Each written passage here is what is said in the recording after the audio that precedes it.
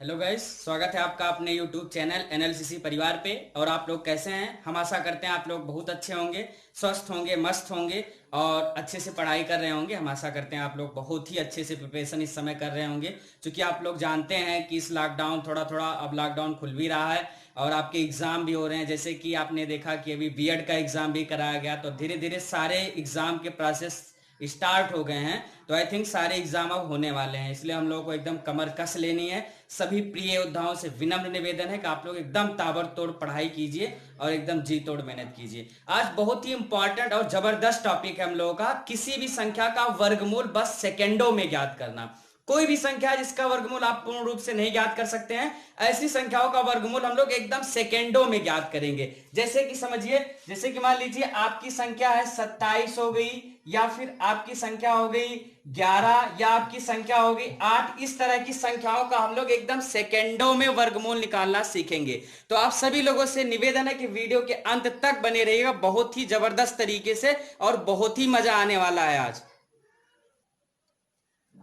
तो आइए हम लोग समझते हैं कि कैसे किसी भी संख्या का हम लोग वर्गमूल सेकेंडों में ज्ञात कर सकते हैं। पहले जर्नली हम लोग देखते हैं। तो जर्नली हम लोग जानते हैं कि कोई भी संख्या होगी, जैसे कि आपकी √9 हो गई, तो इसका वर्गमूल हम लोग जानते हैं 3 आता है। या मान लीजिए आपका √16 आ गया, तो इसका होता है 4। ऐसे ही √25 हो गया आपका, तो इसका होता है 5। अब कैसे होता है ये चीजें भी हम लोग समझ लेते हैं। कैसे होता है, जैसे मान लीजिए आपको निकालना है √25 का मान, यानी कि 25 का वर्गमूल आपको निकालना है। तो आप कैसे निकालेंगे? कहने का मतलब ये 25 को आप काटते चले जाते हैं। आप देखिएगा, ये ना तो 2 से कट रहा है, ना तो 3 से कट रहा है, ना तो 4 से कट रहा है। कट किससे रहा है? 5 से। तो हम लोग 5 से काटते हैं तो 5 25 हो जाता है। तो फिर उसके बाद आपका 5 बच जाता है। फिर हम लोग एक बार काट देते हैं, 5 1 5 हो जाता है। हमारे पास मिल गया 5 गुणे 5, अर्थात जो हमारा 25 था उसको इस रूप में हम लोग लिख सकते हैं। अगर 5 गुणे 5 हो गया तो इसका एक जोड़ा बना लेते हैं और इस जोड़े से एक संख्या हम लोग ले लेते हैं। ये हम लोग पिछली वीडियो में भी देखे हुए हैं। तो आपका जो 5 गुणे 5 हो गया, ये आपका 5 आ गया वर्गमूल। ये आपका क्या निकल के आ गया? वर्गमूल। ये तो आपकी पूर्ण संख्याओं का वर्गमूल ज्ञात करना हो गया। जैसे कि यहाँ पे अगर मान लीजिए √36 आ जाता है, 36 का वर्गमूल आ जाता है, तो आप जानते हैं 36 को अगर हम लोग काटते चले जाएं, देखिएगा ध्यान से, तो हम लोग 2 से अगर काटेंगे तो 18 हो जाता है। 18 दूना 36, फिर 2 से काटेंगे तो 9 हो जाएगा। फिर आप देखिए 3 से कटेगा तो 3 त्रिक का 9 हो गया, फिर 3 त्रिक का 9 हो गया। आपका एक जोड़ा यहाँ पे बन गया, दूसरा जोड़ा यहाँ पे बन गया। प्रत्येक जोड़े से एक एक संख्या ले लेते हैं, यानी कि 2 और 3 हम ले लेते हैं, यानी कि 2 तिहाई 6 हमारा आ जाता है। ये हमारा वर्गमूल आ जाता था। अर्थात हम कह सकते हैं कि 36 का वर्गमूल कितना है? 6 है। आप जानते हैं। अब ये तो पूर्ण संख्याओं का वर्गमूल ज्ञात करना हुआ। अब अगर कोई ऐसी संख्या हो जो पूर्ण वर्ग में ना हो, उसका वर्गमूल हम लोग कैसे ज्ञात करेंगे? तो बहुत ही आसान तरीका है, ध्यान से समझिएगा, बहुत ही आसान तरीका है। मान लीजिए आपको निकालना है √8 का। किसका निकालना है? √8 का निकालना है। तो 8 के सबसे आसपास पूर्ण वर्ग संख्या हम लोग ढूंढेंगे, यानी कि हमको निकालना है √8 का मान। तो 8 के आसपास पूर्ण वर्ग संख्या कौन सी है? तो आप बताएंगे प्रिय योद्धा कि है 9। क्या है भैया? 9 है। तो हम लोग लिख लेते हैं √9। अब आप देखिए, जो आपका 8 था वो 9 से छोटा है कि बड़ा है? तो आप कहेंगे छोटा है। अर्थात अगर √9 हम लिख दें और इसमें से अगर हम एक घटा देते हैं तो कोई दिक्कत है? नहीं होनी चाहिए। अब अगले स्टेप में फिर क्या करते हैं? √9, हालांकि ऐसा लिखना गलत है, लेकिन हम लोग सारे ट्रिक सीख रहे हैं इसलिए ऐसा लिख दे रहे हैं। तो √9 का मान आ गया आपका 3, और माइनस यहाँ पे पहले से 1 था, और 1 अपान में इसी संख्या का 2 गुना यहाँ पे लिख दिया जाता है। जो यहाँ पे हम संख्या लेते हैं उसका वर्गमूल यहाँ पे आ जाता है, और इसी संख्या का 2 गुना इसके बटे में लिख दिया जाता है। अर्थात 3 का 2 गुना आपका हो जाएगा 6 हो जाएगा 3 का 2 गुना। तो आपका आ गया 1/6। ठीक, फिर इसी को हम लोग सॉल्व करते हैं। अब आप गुणा करवाएंगे तो 6 त्रिक 18 हो गया, और माइनस में 1 हो गया, आपका पूरे के बटे 6 हो गया। अब आप घटाएंगे तो आपका आ गया 17/6। आप काटिएगा तो 6 दूनी 12 हो गया, दशमलव आप बढ़ाएंगे, ये 7 12 और 5 17 हुआ, तो आपका हो गया 50। तो आप देखिए 6 8 48 हो गया, 2 बचा तो 6 त्रिक 18, ऐसे बढ़ता चला जाएगा। अर्थात जो आपका वर्गमूल निकल के आया, √8 की वैल्यू आपकी आ गई 2.83। कितनी आ गई? 2.83। कितना आसान है, कितना आसान है। चलिए दूसरा उदाहरण ले लेते हैं। अगर मान लीजिए हम लोग ले लेते हैं √10 ले लेते हैं, तब आप देखिए √10 को कैसे निकाला जाता है। फिर इसके नियरेस्ट जो आपका पूर्ण वर्ग संख्या होगी उसको ले लेते हैं। जैसे 10 के सबसे करीब पूर्ण वर्ग संख्या कौन सी है? आप कहेंगे सर 9 है। कौन सी है? 9 है। तो आप देखिए हम लोग यहां पे लिख सकते हैं 9। अब आप देखिए जो आपका 10 है वो 9 से छोटा है कि बड़ा है? आप कहेंगे कि बड़ा है। तो प्रिय योद्धा जब 9 से बड़ा है तो कितना बड़ा है? आप कहेंगे सर 1 बड़ा है। तो जब 1 बड़ा है तो इसमें 1 हम लोग जोड़ देंगे। क्या करेंगे? 1 हम लोग जोड़ देंगे। क्या करेंगे भैया? जोड़ देंगे। 1 हम लोगों ने जोड़ दिया, ठीक है, 1 हम लोगों ने जोड़ दिया। तो हम लोग जब देखिए 9 हो गया तो इसका वर्गमूल आ गया 3 + 1 हो गया। 3 + 1। फिर हम लोगों ने क्या सीखा? इसके बटे कर देते हैं और इसी संख्या का 2 गुना यहाँ पे लिख देते हैं। तो 6 हो गया। तो 6 × 18 हो गया। 18 + 1 / 6 हो गया आपका, अर्थात 19/6 हो गया। अब आप काटिएगा तो 6 × 18 हो गया। 6 × 18, दशमलव बढ़ाएंगे 1 आ गया, 6 × 9 6, 4 बचा। और उसके बाद 6 6 7 42 आपका ज्यादा हो जा रहा है।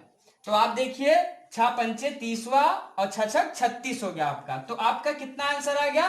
√10 का मान आपका आ गया 3.16। कितना आसान सी ट्रिक है, कितना आसान है। आई थिंक समझ में आ रहा होगा। और उदाहरण ले लेते हैं, और उदाहरण समझ लेते हैं प्रिय योद्धा। जैसे मान लीजिए हम लोग ले लेते हैं 15। क्या ले लेते हैं? √15 की वैल्यू निकालना है। तो आप देखिए 15 आपका किस पूर्ण वर्ग संख्या के बराबर है, सॉरी आसपास है। किस पूर्ण वर्ग संख्या के आसपास है? तो आप देखिए किसके आसपास है? 16 के। अर्थात हम लोग लिख सकते हैं √16 और 15 में हम लोग क्या करेंगे? 15 प्राप्त करने के लिए 16 में 1 घटा देंगे। ऐसे घटा के लिख दिया गया और आपका 16 का वर्गमूल आ गया 4। अब 4 में से 1 हम लोग घटा देंगे, बटे करके 4 का 2 गुना 8 यहाँ पे लिख देंगे। ये तो ट्रिक कह रही है आपकी। 4 का 2 गुना यहाँ पे लिख देते हैं। इसी को सॉल्व करा लेते हैं भैया। तो 8 चौक 32 हो जाता है। 8 चौको 32 हो गया। 32 में से 1 हमको घटाना है, पूरे बटे 8 कर देते हैं। 32 में से 1 हमको घटाना पड़ेगा, गुणे 8 कर देते हैं। आप जानते हैं बटे 1 लिख सकते हैं। तो आपका हो गया 31/8 हो गया। अब अगर भाग करेंगे आप तो 8 × 24 हो गया। 8 × 24 हो गया। दशमलव आप बढ़ाएंगे, इधर आपको 7 बचा हुआ है। अब 6 इधर बच गया, उधर हो गया 7 हो गया।